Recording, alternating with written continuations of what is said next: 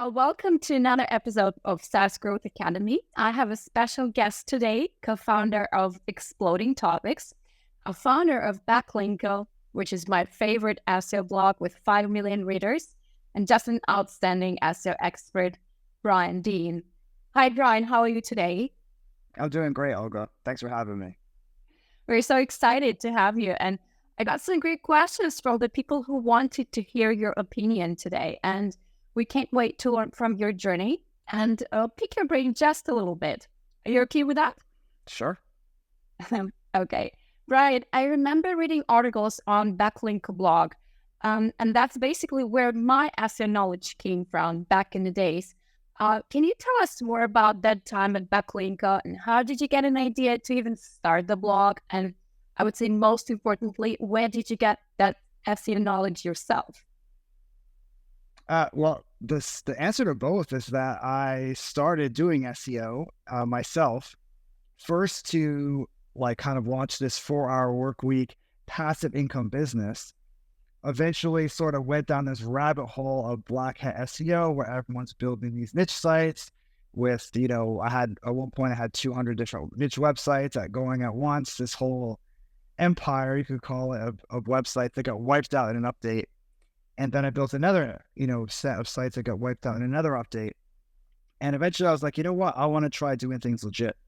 And I built a legit website in the personal finance space that grew really fast. And I was like, wow, this, white hat, legitimate SEO stuff really works. I want to become an expert in this like I was in the black hat stuff. And I couldn't really find anything. I couldn't find any helpful content. So I basically built the blog that I wanted to read, which would teach people SEO from my experience doing it and also sort of documenting my journey of growing traffic to Backlinko as well. Right. How did you get to 5 million readers? I mean, that's a significant milestone. How did you get there? Time was the first one. It took 9 years to get 9 there. years. So sticking to one thing for 9 years, that's probably the main one.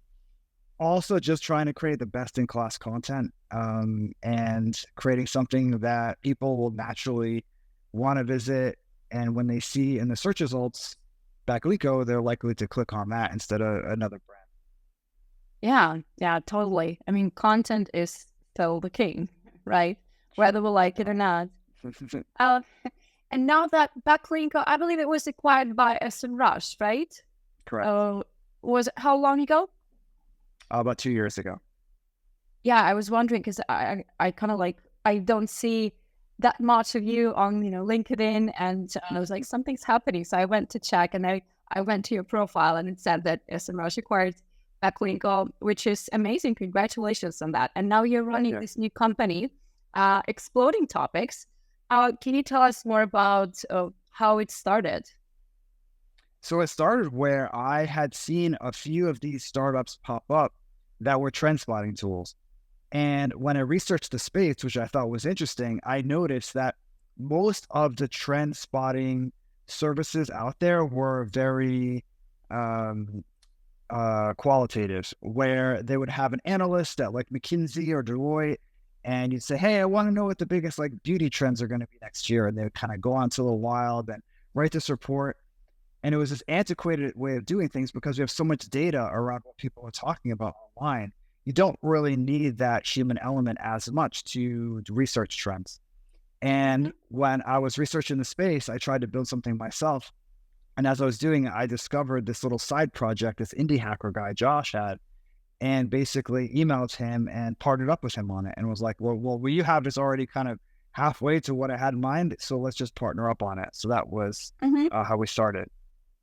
That's great. And speaking of Exploding Topics, who is the tool for? Like who you are targeting and who would benefit the most out of it? We have two groups that use it the most. The number one are people in e-commerce. So in the e-commerce space, it's so important to be able to find products and product categories that are trending up. And just to know consumer sentiment in general, but also specific products. Yeah. And then the other side, in terms of our target audience, is investors and VCs, especially venture capitalists, because they really want to know yes, specific startups to potentially invest in, but they just want to know what's going on trend wise. Like they're all about the trend. So, and they have this huge FOMO that they do not want to miss out on a big trend. So they almost subscribe just to sort of help, not have so much FOMO, but they also learn about what products are trending, what categories, software categories, and more importantly of all, trending startups. So we have actually dedicated features for those groups. So you can just dive in, find trending products, dive in, find trending startups. Okay. So guys, if you are in, VC business or in e-commerce, feel free to check it out. explodingtopics.com it is. Okay, so I'd really like to move on to some of the burning questions that I got from our followers who really wanted to ask you something and pick your brain. So we remember that skyscraper technique back in the days, it was, super big. And I personally remember reading that post and learning more about the concept and actually try to repeat your success as well and skyscraper technique. Could you tell us what is your take on this technique right now?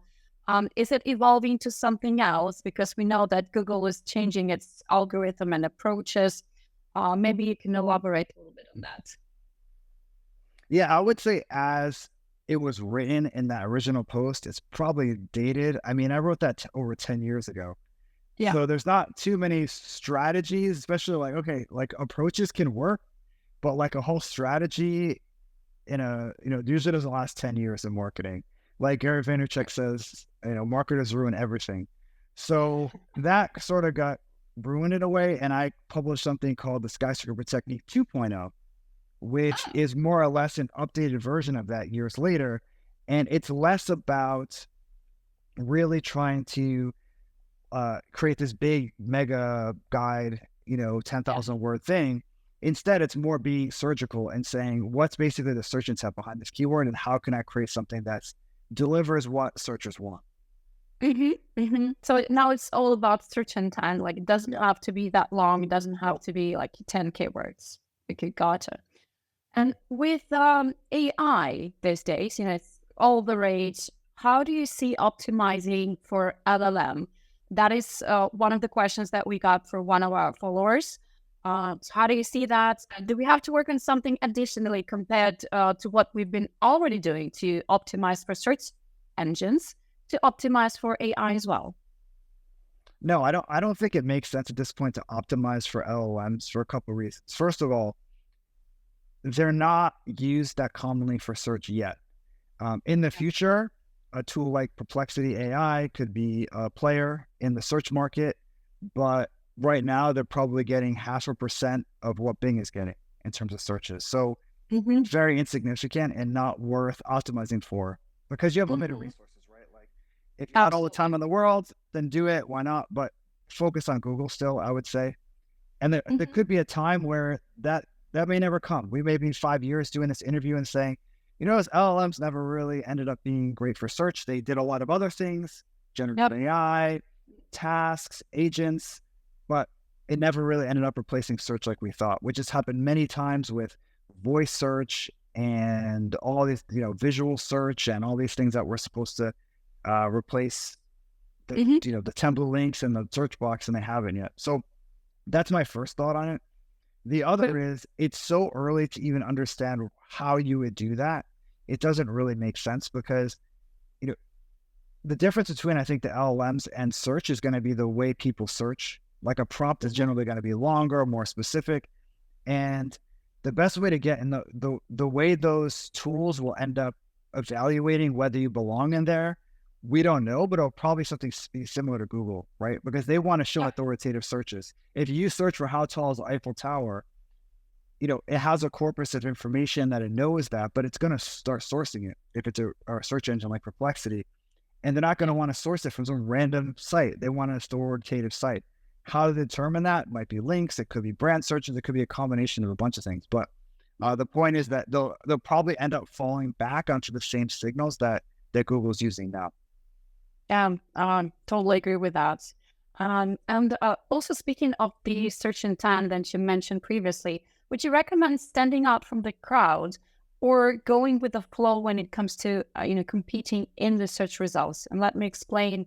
So, for example, when the top 10 results are listicles, should you create one as well, or should you do, let's say, something else, a guide or checklist, other type of content instead, so you're not exactly like that, top 10 results and you stand out? What's your take? Generally, I go with the flow. Mm-hmm.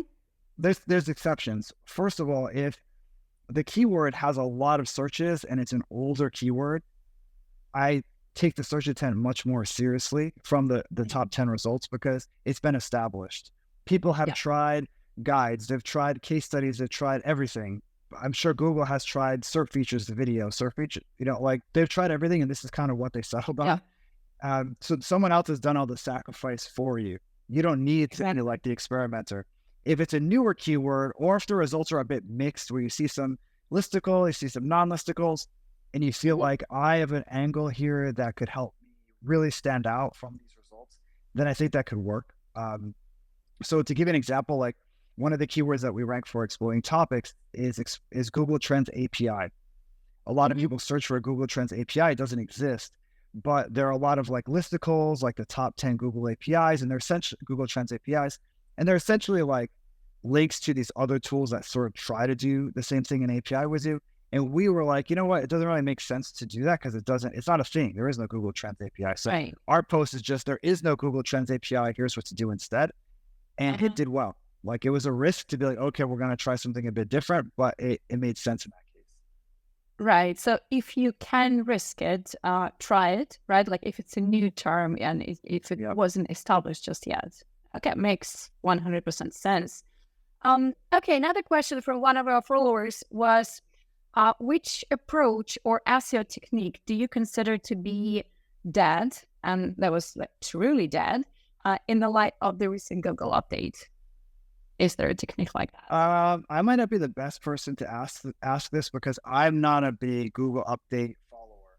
Like, I see the chatter on social media, but I honestly couldn't tell you when like the helpful content update versus this other update. I'm just completely oblivious to updates. I just have my head down and trying to grow our traffic and getting our traffic. And updates don't really affect us too much. I'd probably pay attention if I got hit by an update, but just for the sake of like knowing, I mean, most of the sites that I've seen from anecdotal evidence have been these niche sites that were sort of smaller sites run by single people or a couple people, may or may not have used AI content extensively. But in my opinion, the best way to be durable against any update is to build a brand. And if you have a brand that people are searching for, that's something that Google, I really do think, takes into account, and also just people link to you more, so you're a little bit more durable from updates. And I think in general, Google is leaning more towards showing authoritative sites for more searchers. You're seeing this with like Forbes, for example. Even though most Forbes content is complete trash, it ranks for everything because it's a safe bet for them, right? Like, they're never going to get in trouble for showing Forbes, because someone's going to say, oh, I looked up how to, invest in the stock market, and this job, they gave me all these bad tips. Google has plausible deniability to say, we're just showing you Forbes. But if you're showing some random person stock picking website, it's a little more risky for them. And I think they prefer to stay on the safer side. Yeah, totally makes sense. And the general question, with AI development, how do you see the future of SEO and content? Another question from one of our followers. Yeah, it's a good one. I mean, in terms of SEO in general, you have to look more. There's kind of three elements. There's like the search space. Are people going to be using Google the same way? Search engines themselves, are they going to sort of evolve into LLM/search where they generate results like SGE? And then there's like the industry stuff, like what new powers will this give people in the SEO space, right? So they're kind of three independent things that don't really cross over too much. So the first is Google, or the search space. People use search engines. I am confident that people will still continue to use search engine in the future. I don't think LLMs are like the death of search. I think they'll have an impact and I'll eat away a little bit at search, but I kind of see them as two different things. Like search is like, Mhm. hey, I want a quick answer or something. LLMs Yeah. is like, I want to do something. I want to accomplish something. I want to create an image. I want to get, calculate something. And then there's Google and the search engines, whether they incorporate search LLM related stuff into the search results. I think they will. They already kind of are. And it just makes sense to do that for certain keywords. The problem is it's always slower to generate an LLM response than to just serve up a cached, 1 kilobyte, text thing. Like it's just always going to be faster to do that. And then the search in general, there's a whole like SEO world, and this is more what I'm focused on because you can't control so much the other two. Is the power is that it gave people was basically to spin up a lot of content at scale that's quote unquote original, even though it just regurgitates what's out there. So for me and exploring topics, we're doubling down on human content and really not using AI because that's a competitive advantage. If everyone's using AI, if everyone has access to the same tools, you Yeah. don't have any advantage by using it. So we really want to put humans first writing our content because they can bring unique perspectives and unique things no one's seen before and put the pieces together in a way that I don't think an LLM can. Yeah, absolutely. I mean, that's what I'm hearing from, a lot of SEO experts these days that, AI is good, but it's not for writing content, right? And they're not planning to replace human written content by AI anytime soon, because just like you said, everyone has access to the same tools, right? And speaking about backlink building, which is another component of successful SEO, um, a lot of our clients and generally a lot of companies who compete in the search results, they invest heavily in link building. Do you think that the role of the backlinks in the SEO algorithm will change over time? Will it decrease, increase, or maybe it's not going to be important? I would say it's probably going to stay about the same. The reason I say that is it's it's a great signal at the end of the day. Like Yeah. Google, it has flaws. People can spam it, they can game it, they can buy links, they can do a million things. So it has issues, but it's a great signal because let's pretend you had the algorithm without links. How would you determine which sites are trustworthy, authoritative? How are they trustworthy and authoritative in certain spaces and certain topics? Like it's a tricky thing to do. And I think Google has wanted to get away from links for years. And since I started doing podcast Yeah. interviews like these, Olga, people have been asking me the same thing. Are links going to be less important? 10 years ago, links going to be less important. And here we are, 10 years later, it's With links. super important. Yeah. And so I don't think if Google could just slap their fingers and replace it with something else, they would. But there's really nothing else that's as robust as a signal. They've tried social signals, they've dipped their toes into Google Plus to try to get that. Like they're trying to, if they want to, trust me, but they just kind of can't. I can't. Yeah. So I Yeah. see links being important in the, for the long term. Well, that's good news for our agency, at least. Yeah. So, what's your take on content updates and content pruning? Do you support removing low-performing content from the blog? Like, let's say I have a bunch of articles that are, 10K words that are no longer performing. Should I kill them? Should I rewrite them or update them somehow?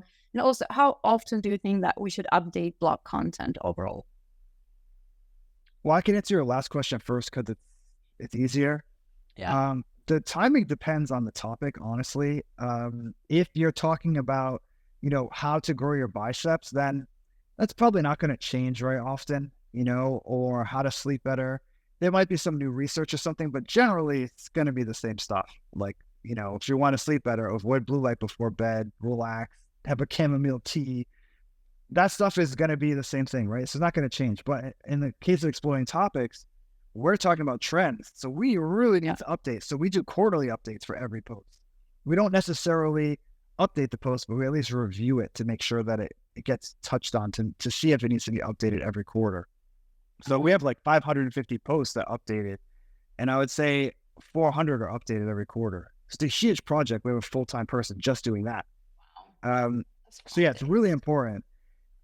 When it comes to the trimming and the pruning, I always have sort of an order of priority. I prefer to salvage the post if possible because the page is old, it's indexed, and and it probably maybe ranked at one point. So sometimes it just needs some TLC. It needs an update. It needs to be shorter. It needs to be longer. It needs to be up to date. It needs to be short. Like how you actually update it depends a lot on what the post is lacking, why it's not performing in the first place. But generally, I try to salvage it. The second thing is I redirect it to a relevant post. So if you have something relevant on your site, like you have one post about the health benefits of bananas, and then you have another post about bananas, you can just redirect that one to that instead of just deleting it. And then finally, I will delete it. I'm a little less shy about deleting than other people. Some people are like, oh my God, you should be careful when you do it. But I'm okay if like page isn't performing, it's just bad news all around, cut it. And if you do SEO long enough, you kind of learn that you have kind of losers and winners and there's usually not a ton of in between. And if you have something that's just like never ranks, it's like Google is like pushing your head under the water. It's nothing you can do about it. You can update it. You can add links to it. For the most part, you're just cursed basically with that. Yeah. So I prefer to just delete it and then, try something else. Okay. Good advice. And speaking of the content updates, we have experience, and like we've seen some of the clients' competitors, let's say, that for super high intent keywords, they would update their blog post pretty much every single week or like at least once a month. And what I'm seeing is that they update the title, and then at the end of the title, they put like, as of January 2024, and then as of February 2024, like the top something like software released, blah, blah, blah. And then what I also noticed is that they update the publish date, on Google. So would you really recommend going with this approach? No. I'm surprised Google hasn't cracked down on that. I have been paranoid as hell about that. Like, back with Backlinko, we actually built something custom in WordPress. It didn't exist, where you could update a page without the updated date changing. Because I was so paranoid about going in, changing a few things, having the date change, and getting dings for like not changing it enough. So I'm super paranoid about this. So when we make updates to things, it has to be a significant update. It can't just be changing the title and the date. But I know exactly what you're referring to, that practice. Like we actually have a few posts in our library that we'll update every month, but we update a ton of it. Like for example, we have like the top 100 search keywords in Google, and we update those every month with all the search volume, and if one changes and the ranking and the order. So like it's probably like 50% changed every month. But I would say for some reason Google has never cracked down on it. Maybe because they don't want to hit sites that are maybe doing it innocently. There could be some sites that actually go in and make some updates, as opposed to your competitors who look like they're sort of gaming the system. So for me, I like to update when I do an update and it changes the publish date, like 10% if possible. Okay, great advice. On a backlink website, I think I've seen something like the blog post, but it looked like a landing page. Maybe you remember, like you had some of the articles like that. And I was just wondering, some of our clients are often facing a choice, like whether they have to cover some of the keywords on the landing page or on a blog article. How would you recommend deciding between these two? Like, this is the keyword for the landing page, or this is the keyword for the blog article. And on our side, I would say that we found that sometimes it's easier to rank a blog article compared to a landing page. So we often recommend to do a blog post. What is your take on this? I'm with you. I usually recommend a blog post. I think years ago, it would have been the opposite. Like, let's create a bunch of landing pages. Like you said, they don't tend to rank that well. And honestly, blog posts can convert really well if the search intent is really strong. Like I've done some tests where the landing page is all custom design and really has all these call to actions. It does convert a little bit better than the blog post, but not really that much. And the blog post will get more traffic. So there's just this number of people that convert is usually better from the blog post. Besides the fact it's just so much easier to spin up a blog post and publish it as opposed to a landing page, which is a huge pain. So yeah, I'm with you on that. In fact, exploring topics, we don't even have landing pages. We do everything as blog content. Even for super high buyer intent keywords, we just do blog posts. We don't have any landing pages. That's good to know. That's totally going to my LinkedIn post Oh, different. Okay. Okay. Brian, which knowledge or skills would you recommend SEO experts to obtain now to stay ahead of the game in the upcoming years, you would say? Yeah, that's a good one. I would say that number one is editing, because even if you write and writing, or let's say writing becomes like AI, mostly AI, Yeah. you're still going to need to know how to edit, because it's not going to be perfect as it comes out. I don't personally use the AI to, like we talked about, but let's just say that's the future in a way, Yeah. then you still need to know how to edit it properly. The second is like search intent / empathy, really understanding what the person searching for is looking for at a deeper level, and trying to provide that as much as possible. That's something that I'm not sure AI will be able to do a great job with. So you can kind of future proof yourself that way. Yeah. And those would be the main two. The other would be still honestly some link building. Like, how do people link to things? Why do they link to things? How can you get links not using like buying, spamming, like, Yeah. Kind of digital PR sort of thing? I think that'll always be a big deal, because if you look at like AI content, it can only really just summarize and regurgitate what it knows already. And PR campaigns are like all about creativity, putting pieces together, building an outreach list, emailing the right people, pitching them individually. It's like that's years away for an AI to be able to do something like that. So that's another way to future-proof yourself, is knowing how to run these like link-focused PR campaigns. Yeah, I completely agree. Brian, thank you so much for your answers. And we've also prepared a short pop quiz for you. So this is where you choose one out of two options. Are you ready? I'm ready. Okay. So is it quality or quantity? Quality. Long form content or short form?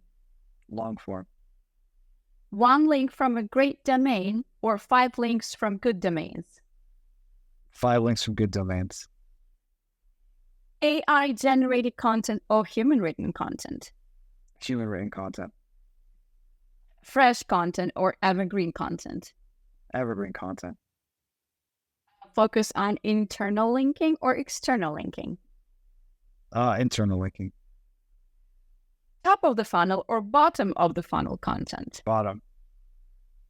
In-house team or SEO agency? You're not going to like this one. In-house team. Yeah, I knew that. Well, don't worry, we'll just cut this out. Brian, thank you so much for your time today. You've shared some super helpful advice and, answered a lot of the burning questions. And guys, thanks for staying with us and watching this episode. Please stay tuned for our next interviews with top SEO experts. Follow the link in the description and sign up for our upcoming LinkedIn events. Until next time, and keep dreaming big. Bye.